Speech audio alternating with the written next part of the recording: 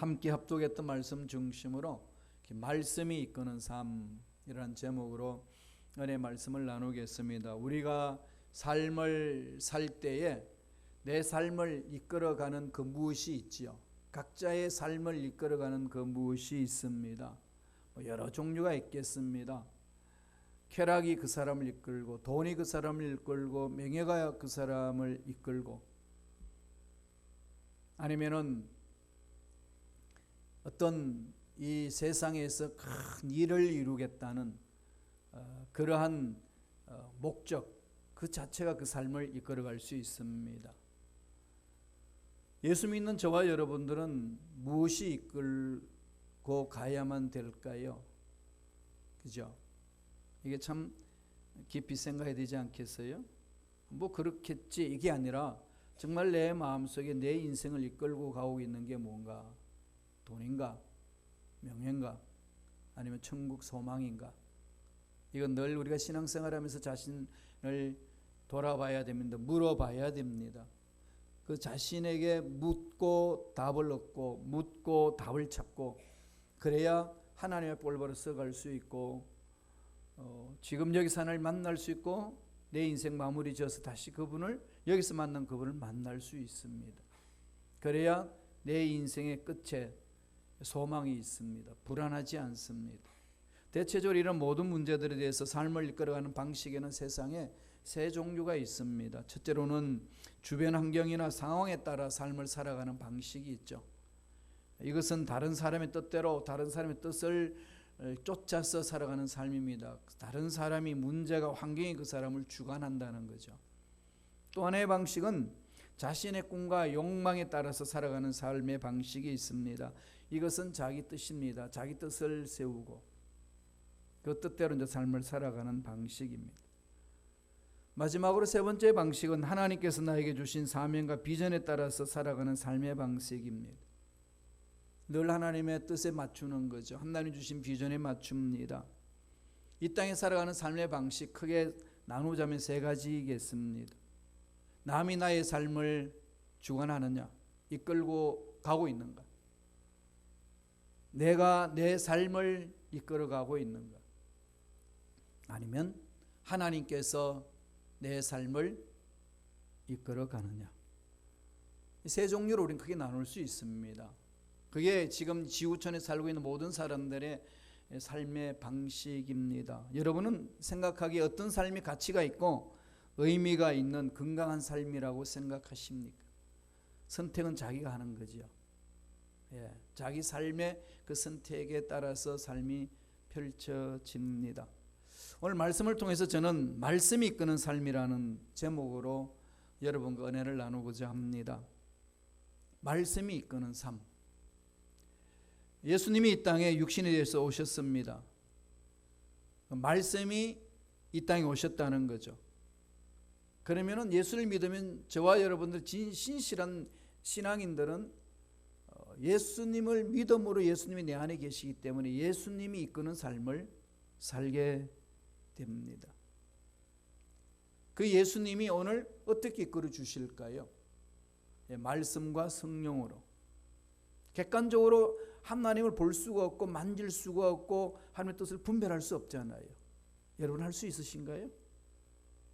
다 각자의 가치 기준이 있는데 다 각자의 삶의 스타일이 있는데 무엇이 옳고 무엇이 그르다 어떻게 판단합니까?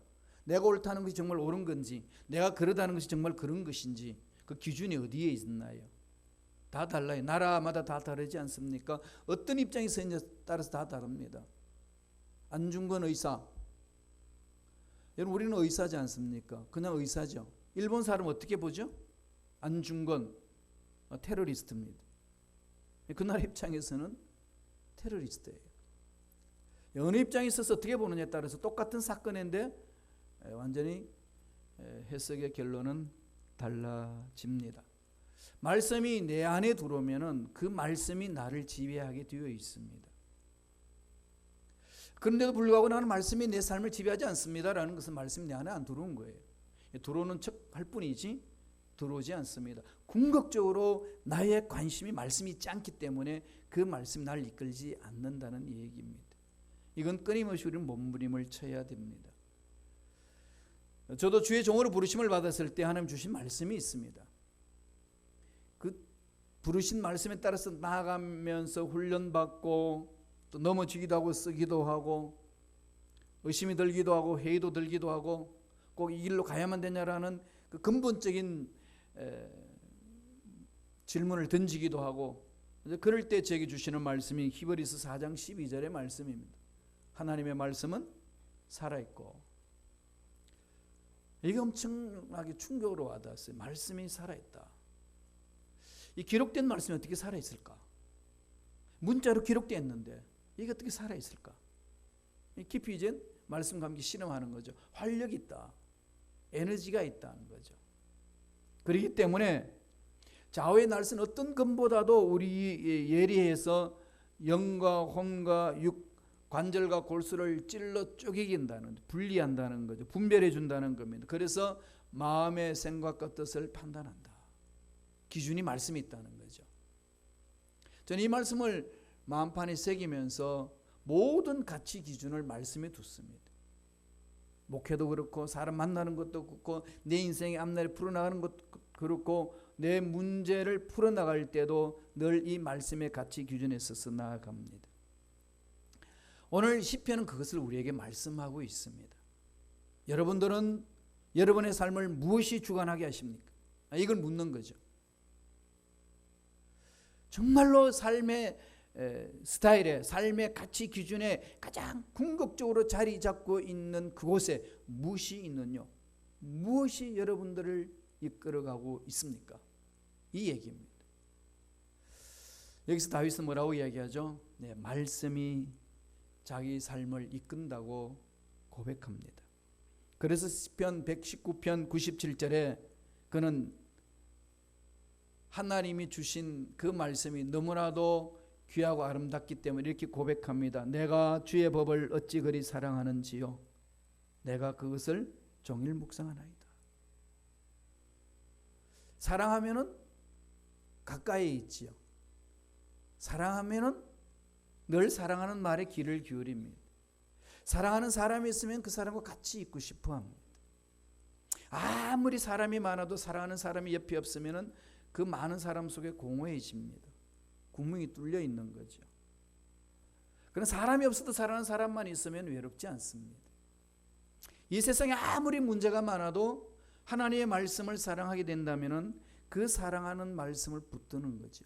그래서 다윗은 뭐라고 이야기합니까? 시편 기자는 그것을 종일 묵상하나이다. 왜 하나님의 말씀을 우리가 묵상하지 못할까요? 종일 사랑하지 않기 때문에. 세상이 더 좋은 거예요. 아직까지는. 이것도 필요하고 저것도 필요하고 내 인생에 필요하다는 것이 말씀보다도 더 앞서서 필요한 것들이 너무 많다고 나 스스로가 느끼는 거죠. 아니 그건 아닌데요. 예. 자기는 부정하고 싶지만 삶은 그렇다는 겁니다. 마음은 원인데 실제적인 삶은 그렇지 않다는 얘기예요. 늘 주님은 그걸 지적하고 있는 거죠. 이런 것을 우리가 좀 냉정하게 자기 자신을 돌아봐야 합니다. 말씀이 이끄는 삶, 어떻게 우리 삶을 이끌어 줄까요? 첫째로 말씀은 인생의 등불이 됩니다. 등불은 뭐죠? 어둠을 밝힙니다. 불은 어둠을 이깁니다. 빛은 어둠을 이깁니다. 역사상 중에, 역사 속의 중에 어둠이 빛을 이긴 적이 없습니다. 우리가 현실적으로도 봐도 알지 않습니까? 아무리 캄캄해도 불을 켜면은 어둠이 이 불을 이기지 못합니다. 아무리 어둠의 세력이 강하게 와도 빛을 바라면 어둠은 사라집니다. 진리예요. 자연의 현상에서도 볼 수 있지만은 하나님도 그렇게 우리에게 말씀하고 있습니다. 시편 119편 105절이에요. 다 같이 한번 읽어볼까? 한 목소리 읽습니다. 주의 말씀은 내 발의 등이요 내 길의 빛이니다. 내 발의 등이다. 앞길이 캄캄하잖아요. 경제적으로, 문화적으로, 상황적으로, 인간관계적으로 불확실한 미래에 대해서 깜깜하지 않습니까? 그 깜깜한 상황을 무엇이 밝혀준다는 겁니까? 빛이. 내 길의 등이라는 거죠. 불빛을 비춘다는 거예요. 내 발의 등이요. 그 다음에 내 길의 빛이요. 가는 길목에 돌뿌리가 있는지 없는지, 구렁텅이 있는지 없는지, 함정이 있는지 없는지 빛을 비춰주면 훤히 보여집니다. 내 앞날의 직장의 사업장에, 내 자녀들의 앞날의 모든 길에 이게 돌뿌리가 있는지 함정이 있는지 어떻게 합니까? 깜깜한데 빛을 비춰야 보이지 않습니까? 그런데 그 빛을 어떻게 비추나요? 오늘 성서는 말합니다. 주의 말씀은, 주님의 말씀은 그러죠. 주님의 말씀이 환하게 비춰줍니다. 왜 불안할까요? 비춰주는 말씀이 없는 거죠. 왜 믿음이 흔들릴까요? 내 믿음을 잡아줄 수 있는 말씀이 없으니까. 믿음의 근거인 그 약속의 말씀이 내 속에 없으니까. 늘 말씀드리지만 오뚜기는 아무리 넘어뜨려도 넘어지지 않습니다. 왜 그러죠? 오뚜기로 만든 인형 제일 밑둥이에 중심을 잡고 있는 쇳덩이가 있습니다. 그걸 빼지 아니하고는 절대로 넘어지지 않습니다. 하나님이 그 비유에서 말씀하셨어요. 의인은 7번 넘어질지라도 8번 일어난다. 7이라는 것은 완전한 수를 말하잖아요. 넘어짐을 말한다. 완전히 끝났다는 거예요. 이제 더 이상 절망이라는 것, 일어날 수 없다는 겁니다. 그런데 의인은 일어난다는 거죠. 왜 일어날까요? 오뚜기처럼 그 중심에 살아계신 하나님이 계시기 때문에. 하나님은 죽지 않으시기 때문에 늘 그 속에 하나님이 내 속에 자리 잡고 있으니까 일어나는 거죠. 그래서 환경을 극복하는 겁니다. 환경이야 수시로 바뀌지 않나요? 우리 믿음도 늘 말씀에 써야 된다는 거죠. 사도 바울이 로마 10장 17절에서 뭐라고 그랬나요? 믿음은 들음에서 나며 들음은 그리스도의 말씀으로 말미암으리라. 말씀으로 말미암으리라. 늘 말씀이 내 마음판에 깊이 박혀 있어야, 약속의 말씀이 있어야 우리는 믿음을 가질 수 있습니다. 아브라함이 99세에, 사라가 89세에 아기를 갖겠다고 그럽니다. 말이 되나요? 사라는 압니다. 경수가 끊겨졌다는 것. 아기를 가질 수 없는, 호르몬이 작용하지 아니하는 그런 몸이에요. 그런 속에는 아기가 생길 수가 없습니다. 그런데 아기를 갖겠다고 그럽니다. 말이 안 되잖아요. 환경적으로 다 막혔는데. 환경적으로 다 끝난 거예요. 끝난 것은 끝난 거라고 말하는 것이 세상 아니겠어요? 그런데 아브라함이 아기를 낳겠다고 이름을 하나님 바꿔주니까 그대로 받습니다. 그 절망적인 상황 속에 아기를 갖겠다고 결심한 것은 어디에 있죠? 아버지의 약속의 말씀. 환경은 없어요. 자기를 봐도 그렇고 주의를 봐도 그렇고 없습니다. 안 되는 거예요. 끝난 겁니다. 그런데 그가 그럼에도 불구하고 아기를 갖겠다고 선포하고 나가는 것은 약속의 말씀을 붙드는 거죠. 그게 믿음이에요. 환경이 될 만하니까, 여건상 될 만하니까 계산해 보니까 또 피할 길도 있으니까 딱 계산해 놔놓고 오케이 된다 믿습니다. 이건 믿음 아니에요. 그거는요 그냥 합리적인 분별력이고 판단력입니다. 그걸 가지고 일방적으로 이제 말하는 이제 자연적인 믿음이다 그런 건데요. 그건 성경에서 말하는 믿음은 아닙니다. 성경에서 말하는 믿음은요 약속의 말씀을 붙드는 거예요. 환경은 어렵고 절망적인 상황인데 붙들고 갈 수 있는 힘은 약속의 말씀을 붙드는 거죠. 왜? 하나님이 우주 만물 창조하신 하나님이 된다고 말씀하셨기 때문에. 이런 논리로 저와 여러분들의 믿음의 근거는 무엇인지를 다시 뒤집어 보셔야 돼요. 내가 믿음이 왜 흔들릴까요? 환경 때문에, 문제 때문에 흔들리는 것은 믿음이 아닙니다. 믿음은 흔들리지 않나요? 왜? 약속의 말씀 변함했기 때문에. 다시 말씀드리면 흔들린 믿음이라는 것은 약속의 말씀에 쓰이지 않다는 얘기입니다. 아버지 말씀이 내 마음속에 살아있으면 말씀이 나를 이끌어주면 어떤 절망적인 상황 속에서도 믿음으로 뚫고 갑니다. 말씀은 살아있으니까. 그 말씀이 왜 살아있죠? 바울이 디모데에게 권면한 말씀 중에 있습니다. 디모데후서 3장 16절 17절 보실래요? 자막을 좀 띄워주실래요? 디모데후서 3장 16절 17절 다 같이 읽겠습니다. 모든 성경은 하나님의 감동으로 된 것으로 교훈과 책망과 바르게 함과 의로 교육하기에 유익하니 이는 하나님의 사람으로 온전하게 하며 모든 선한 일을 행할 능력을 갖추게 하려 함이라. 무엇이? 하나님의 말씀이, 성경이 왜요? 하나님 감동으로, 영으로 기록됐다는 거죠. 인간의 얘기가 아니라는 얘기입니다. 우주 만물을 창조하시고 지금도 살아계신 하나님이 성령을 통해 가지고 인간의 언어로 기록한 것이 성경이라는 겁니다. 하나님 마음이 담겨 있습니다. 하나님의 기적이 담겨 있고 하나님의 뜻이 담겨 있습니다. 그래서 이 말씀은요 교훈을 주고 책망을, 잘못된 것을 책망을 하고 옳지 못한 것을 바르게 할 수 있는 길을 열어주고 의로 교육하려는 데 있어서 유익하다고 했습니다. 삶의 유익함을 줍니다.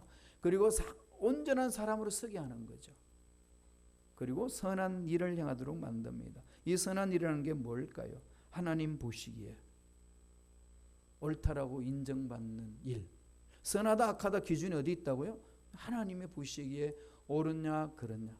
그렇기 때문에 하나님이 그 마음의 중심을 잡지 아니한 선한 일은 하나님 보시기에 선하다고 말씀하지 않습니다. 그게는 생명이 없다는 얘기입니다. 그래서 아무리 종교를 갖고 심신을 단련하고 철학을 하고 학문을 해도 선한 일을 한다 할지라도 그건 악하다고 결론 내립니다. 하나님. 왜? 그 마음에 하나님이 없으니까. 이미 죄로 물들어져 있는 자가 무슨 선한 일이 있겠뇨? 그럽니다. 그래서 늘 기준은 말씀에 있다는 얘기입니다. 그런데 문제는 이 말씀을 안 본다는 거예요. 우리끼리 솔직히 한번 이야기해봐요.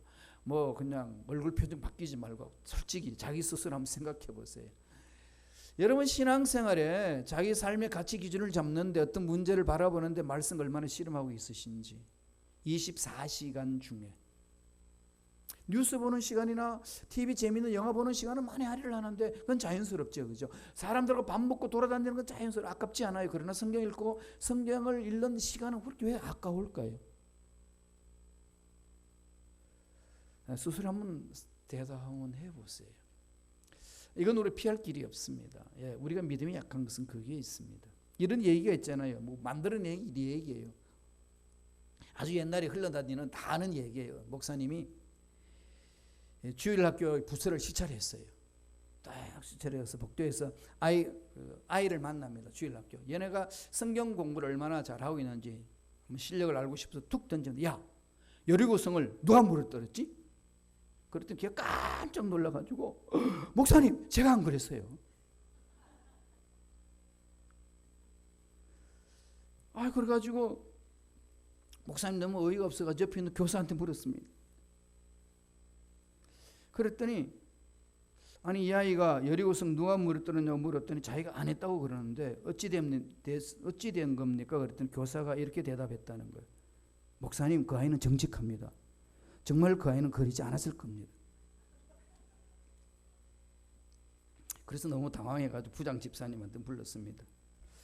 아니 여리고성을 누가 물었더니 애들한테 물었더니 자기가 안 했다고 그러고 교사한테 물었더니 그 애는 정직하기 때문에 그 애가 안 했다 그러면 정말로 안 한 겁니다라고 말은 도대체 어떻게 됐습니까? 했더니 부장 집사님이 이렇게 이야기하더랍니다. 목사님 기왕 무너진 거 다시 쌓도록 하죠. 기왕 무너진 거 우리가 쌓죠 뭐. 이게 참 우스운 얘기지만 공동체 내에 말씀이 깊이 안 들어간다는 그 이게 쪼크 아니겠습니까? 어떠신가요, 여러분? 좀 정직하셔야 돼요, 말씀 안에. 그러면서 기적을 바라나요? 그러면서 뭔가 하나님의 역사 나타나기를 원하시나요? 아닙니다. 이런 풍자가 지금 교회 공동체 돌고 있어요. 정말 저도 이제 이 부분 때문에 많이 이렇게 통해 자복하고 정말 우리 성도님들을 살아계신 하나님 말씀을 깊이 묵상함으로 한나님을 만나 하나님의 음성 듣는 그러한 성도님들이 되도록 내가 잘 섬겨야 되겠다 이런 마음이 다짐이 있어요. 우리의 삶은 말씀이 이끌어야 되는데 그 말씀이 내 깜깜한 내 앞날에 직장의 사업장에 깜깜하게 펼쳐진 상황 속에 빛이 됩니다. 그래야 갈 수 있어요. 우리 교회 앞길도 그러지 않나요? 예. 지금 거의 다 왔어요. 98% 다 이루었습니다. 이제 2% 남았어요. 그런데 2%가 안 되면 끝나는 겁니다. 그죠? 은행에서 융자가 안 되면 끝나는 거예요. 원상 회복이에요. 매각시키는 것도 멈춰야 되고요. 교회 구입하는 것도 멈춰야 돼요. 그냥 이 자리에서 우리 예배 드려야 합니다. 어떻게 될는지 몰라요. 어떻게 해야 되겠죠? 기도하셔야 돼요. 이 깜깜한 절망 같은 어두움 속에 하나님의 약속의 말씀이 있으셔야 길이 보이는 거죠. 두 번째, 말씀은 세상을 사는 지혜를 줍니다. 지혜가 필요하잖아요. 지식은 넘치는데 지혜가 없어요. 여러분 인터넷 들어가 보세요. 뭐든지 물어보세요. 다 답이 나옵니다. 지식은 엄청나게 쏟아져 나오는데 뭐 어떻게 한다 어떻게 한다. 요새 어떤 요리를 할까 그러면은 요리에 그냥 다 이렇게 하는 방법 다 나오지 않나요? 다 가르쳐 주죠.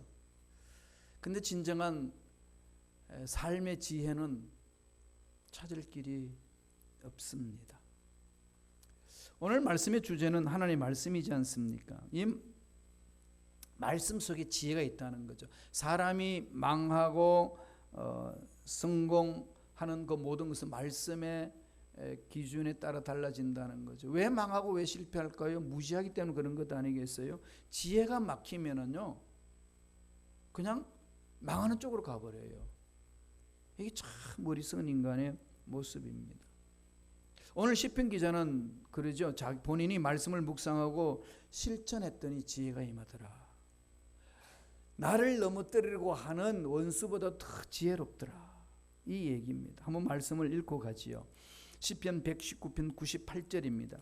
한 목소리 읽습니다.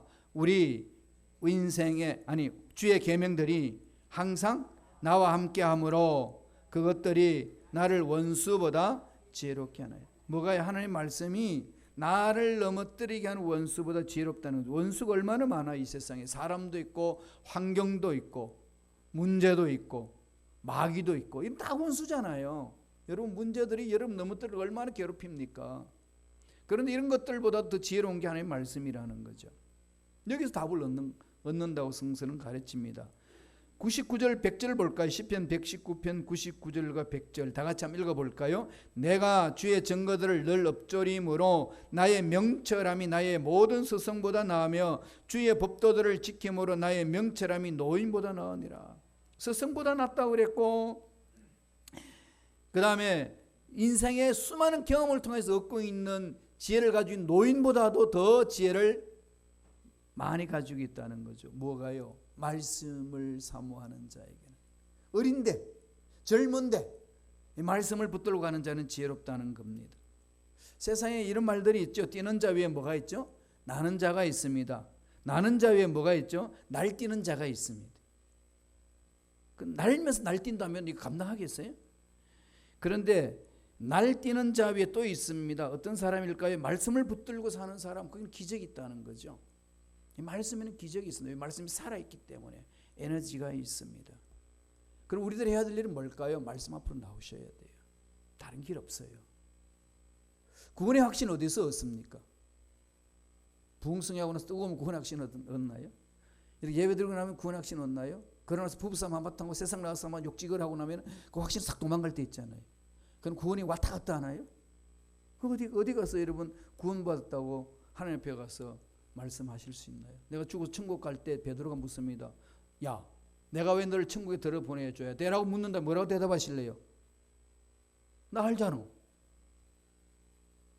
나 알잖아. 순보험식하고 있었는데. 그게 통과되나요? 그건 통과 관문이 안 해요. 뭐죠? 아버지께서 1.1획도 변함이 없는 약속의 말씀이 그렇게 기록하고 있고 기록한 말씀 내가 믿고 왔어. 그걸 엎조리는 거 아니겠습니까? 감정은 변하고 환경은 변하고 사람은 변하고 사람의 가치관들은 변하고 세상에 바라보는 눈들은 다 변하지만 약속의 말씀은 늘 그 자리에 있습니다. 이 말씀은 늘 그 자리에 있습니다. 이 곳에서 여기서 약속하신 말씀을 붙들고 있는 이상 누가 나를 흔들 수 있겠습니까? 그래서 아까 읽었습니다마는 디모데후서 3장 16절에 보면 모든 성경은 하나님의 감동으로 되었던 것이다. 교훈과 책망과 바르게함과 의로 교육하기에 유익하다. 그죠? 지혜가 있습니다. 자녀들을 양육하고 자녀들에게 책망할 수 있는 근거 어디 있나요? 여러분에게 마음에 안 든다고 무조건 책망하나요? 예, 그러면은 그 순간은 엄마 아빠하고 관계가 깨어지지 않습니까? 이 책망도 하는 방법을 해야 되잖아요. 말씀을 해야 되지 않습니까? 왜? 이 말씀은 변함이 없고 어떤 상황에 적용해도 흔들리지 아니하는 기준이 있기 때문에. 그러나 엄마 아빠의 경험은 흔들립니다. 그렇기 때문에 우리들이 자녀들을 양육할 때 늘 말씀 위에 쓰셔야 됩니다. 사업할 때도 지혜의 말씀을 붙드셔야 돼요. 교회 공동체 헌신할 때도 지혜 말씀을 붙들어야 되고 인간과의 관계 푸는 것도 지혜 말씀을 붙드셔야 됩니다. 관계를 회복시켜 주시는 말씀이 하나님의 말씀이 다 기록되어 있잖아요. 신앙은 관계죠. 신앙생활은 관계 회복입니다. 레위기에서 쭉 말씀하는 게 뭐죠? 그 관계 회복하는 거잖아요. 하나님과 관계 회복하는 방법, 제사 드리는 방법을 가르치고 사람과 사람과의 관계 회복하는 거 제사 드리게 가르치고 핵심은 거기에 있어요. 관계 회복하는 것. 그래서 신앙생활의 성장 성숙한다는 것은 하나님과 나의 관계가 회복되는 것이고 나와 너와의 관계가 회복되는 것이고 나와 나와의 관계도 회복되고 나와 이 환경과도 회복되는 거 아니겠습니까? 하나님과의 깊은 교제로 관계가 회복되지요. 내가 내 자신에 엉거리져 있던 것과 관계 회복되지. 내가 나를 용납하지 못할 때 얼마나 많습니까? 상처받은 트라우마가 있잖아요. 그 치유되는 거죠. 그래서 나와 너와의 관계도 회복이 되죠. 나와 이 생태과에도 관계도 회복되지 않습니다. 총체적으로 관계 회복이 되는 것은 하나님의 말씀이 있다고 성서는 가르칩니다. 그래서 우리 육체가 회복되는 것은 말씀 안에 들어가면 치유의 은혜를 체험하잖아요. 왜? 하나님이 우리 육체를 창조하셨기 때문에. 그래서 말씀의 능력에 치유가 있습니다. 잠언서 한번 보실래요? 잠언서 3장 7절 8절 보세요. 잠언서 3장 7절 8절 다 같이 우리 한 목소리 천천히 읽습니다. 스스로 지혜롭게 여기지 말지어다. 야훼를 경외하며 악을 떠날지어다. 이것이 내 몸의 양약이 되어 내 골수를 윤택하게 하리라. 산삼을 먹는 게 상책이 아니라는 거죠. 그죠? 산삼을 먹고 뭐 보약을 먹고 말씀은 전혀 하지 아니하고 막 분을 막 날마다 내고 이러면은 뼈가 썩습니다. 몸이 썩어요. 하나님이 분명히 가르쳐 주셨어요. 내 몸에 양약이 되면 골수를 윤택하게 된다. 무엇이요? 하나님 말씀이. 이게 다 하나님이 길을 가르쳐 주는데 그 길을 자꾸 안 찾는 거죠. 세상 학문하는 것도 성공을 찾아가는 길도 직장과 사업장을 일으키는 모든 길도 우리의 모든 생명의 근원이 하나님이라면 거기 매달려야 되지 않겠습니까?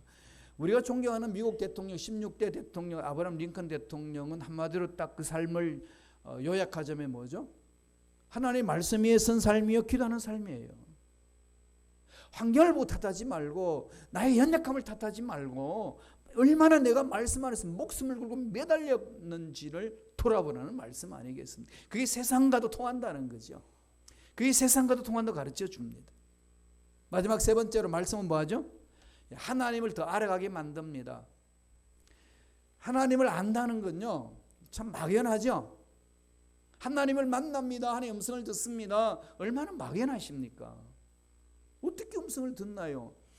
옛날 선지자처럼 들을 수 있나요? 그거 아니지 않습니까? 오늘날 들을 수 있는 길을 가르쳐 주셨잖아요. 하나님 만날 수 있는 길을 가르쳐 주셨어요. 성경이 구전되어서 내려와서 문서로 확정됐고 문서로 와가지고 오늘날 우리 교회 공동체에 하나님의 말씀대로 뜻대로 살아갈 수 있는 길을 열어주신 것이 66권이에요. 구약은 얌리아해에서 100년에 완성이 됐고 신약은 397년 카르타고 해에서 완성이 되어서 오늘날 저와 여러분들이 공동체에서 나아갈 수 있는 지침서 66권이 주어져 있어요. 그 과정이 어떻게 해왔든 그 뭐 학자들이 어떤 말을 하든 어떤 방법이든지 하나님은 우리에게 주신 것은 66권이라는 성경책이에요. 왜? 우리 공동체 필요하기 때문에. 이 말씀 속에 뭐가 있을까요? 하나님의 성품이 담겨 있고 하나님의 인격이 담겨 있고 하나님의 뜻이 담겨 있고 하나님이 역사를 수레바퀴를 돌리는 계획이 담겨 있고 하나님이 어떤 분인지를 여기서 다 말씀하고 있습니다. 하나님은 이 속에 자신을 드러내 주셨어요. 그러나 하나님이 자신을 드러내 주신 이 말씀 안에 안 들어오고 나서 어떻게 하나님을 알아가나요? 몰라요. 우리가 왜 변화 안 된다고 생각하시나요? 사람 변화되기 어렵죠. 왜요? 변화시킬 수 있는 능력을 체험하지 않으니까. 하나님이 우리를 변화시킬 수 있는 능력이 어디 있지요? 말씀이 있습니다. 그런데 이걸 덮어버리면은 변화 안 돼요. 하나님 기적 체험 못합니다. 기적 체험하고 싶은데 정말 능력을 체험하고 싶은데 안 되는 이유는 하나님을 안 만나니까, 못 만나니까. 나 정말 하나님 만나고 싶습니다. 그렇게 몸부림치는데 만날 수 있는 길을 가르쳐 주는데도 안 만나시더라고요. 그 길 안 오셔요. 이게 참 오늘 우리 현대인들의 비애예요. 하나님 말씀 안에 들어오지 않으면 만나지 못합니다. 그 말씀 안에 들어오지 않고 만난다는 다 거짓말이에요. 감정은요 수시로 변해요. 부흥성에 가서 순간적으로 그 은혜를 체험할 수 있어요. 그러나 그 뿌리를 내리는 것은 말씀이에요. 솔직히 말하면 전 그래서 어떤 이벤트 같은 건 전 그렇게 좋아하지 않습니다. 그게 구체적으로 삶으로 표현되지 않으면 그 순간뿐이라는 거예요. 물론 그게 이제 동기는 돼요. 부여해 줄지는 하죠. 그러나 근본적으로 내 영양분을 섭취하고 뿌리를 내릴 수 있는 것은 매 순간 말씀과 실험하는 겁니다. 시편 119편 102절을 바라보실래요? 시편 119편 102절 다 같이 읽겠습니다. 주께서 나를 가르치셨으므로 내가 주의 규례에서 떠나지 아니하였나이다. 주께서 나를 가르친, 주님이 나를 가르치는데 가르치는 말씀이 약속의 말씀이 있고 그럼 하나님 어떤 분인지를 압니다. 그럼 그 말씀을 붙드는 거죠. 그래서 호세아 선지자는요 지금 풍전등화인 이스라엘 백성들에게 말씀을 던져줍니다. 곧 망해야 되는 백성들에게 가르칩니다. 너희들 왜 망하게 된 줄 아느냐? 무지해서 그렇다. 뭐가 무지하냐 그랬더니 하나님이 모른다. 내가 우리가 하나님을 왜 모르냐? 그렇다 하나님이 누구냐? 너희들이 믿는 하나님이 누구냐? 물을 때 말을 못해요. 그럼 구체적으로 하나님의 품화를 못한다는 거죠. 오늘 여러분 스스로 물어보세요. 내가 믿는 하나님이 누군지. 여러분 어떤 하나님으로 지금 섬기고 계시나요? 여러분들의 마음속에 있는 그 하나님 정말 하나님인가요? 성경 속에서 말하는? 아니면 불교 부처를 하나님 믿고 있나요? 아니면 유괴 사성을 하나님 믿고 있나요? 아니면 무속을 하나님이라고 그냥 자기 스스로 생각하시나요? 그게 하나님은 좀 착각하나요? 아니면 정말 하나님이신가요? 방법은 말씀이에요. 말씀이 분별해 주는 겁니다. 그래서 호세아가요, 호세아 6장 3절에 이렇게 외쳤습니다. 한번 읽어보실까요? 다 같이 한 목소리 읽겠습니다. 그러므로 우리가 야훼를 알자, 힘써 야훼를 알자. 그에 나타나시면 새벽빛같이 어김없나니 비와 같이 땅을 적시는 늦은 비와 같이 우리에게 임하시느니라. 하나님 알아가는 방법은 말씀을 파고들어가는 거예요. 정말 말씀을 읽고 묵상하고요, 쓰시고 암송하시고 연구하시고 매달려 보셔요. 그 길이 있습니다. 시편 119편 101절을 보면은 내가 주의 말씀을 지키려고 발을 금하여 모든 악한 길로 가지 아니하였나이다. 말씀 안에 들어가니까 발을 멈출 수 있고 악한 길로 가지 않은 길이 열려지는 겁니다. 요셉이 그렇지 않습니까? 보디발 부인이 그렇게 유혹을 하고 내 인생 내가 책임져 줄게. 우리 남편 여기 제2인자다. 내 말만 잘 들으면 노예 신세에 면할 수 있어. 수많은 달콤한 말로 유혹했지만은 요셉은 아름껏 하지 아니하고 다 끊어버립니다. 끊어낼 수 있는 힘이 어디 있나요? 하나님을 신뢰했기 때문에. 그것밖에 없다는 거죠. 매달려야 됩니다. 지혜를 줍니다. 갈 길을 열어줍니다. 그러면은 말씀을 사모하게 돼요. 사랑하게 됩니다. 그래서 능력을 체험하는 거 아니겠어요? 결론적으로 119편 97절 읽고 마치겠습니다. 다 같이 한 목소리 읽겠습니다. 시편 119편 97절 제가 읽어드릴게요. 내가 주의 법을 어찌 그리 사랑하는지요. 내가 그것을 종일 묵상하나이다. 내가 종일 암송했던 말씀은요, 여러분 직장에서 일하다가도 머릿속에 있기 때문에 엎드릴 수 있지 않나요? 사업장에서 사업하시면서도 암송했던 말씀 엎드릴 수 있지 않나요? 계속 그걸 되씹어 보세요. 그 말씀의 능력이 어떻게 나타나는지. 하나님이 이끌어 주시는 거거든요. 말씀은 발에 등불이고 갈 길을 열어줍니다. 그 말씀이 답니다. 그래서 더 가까이 가서 하나님의 능력을 체험할 수 있습니다. 이 말씀이 나를 사로잡고 이끌어 주셔야 정말로 내 삶이 하나님이 기뻐하시는 삶으로 나아갈 수 있습니다. 한 주간 내내 말씀에 푹 사무쳐서 말씀이 이끄시는 그 은혜를 듬뿍 체험하며 누리는 멋진 삶이 되시길 간절히 축원합니다. 기도하겠습니다. 하나님 아버지 감사합니다. 참으로 우리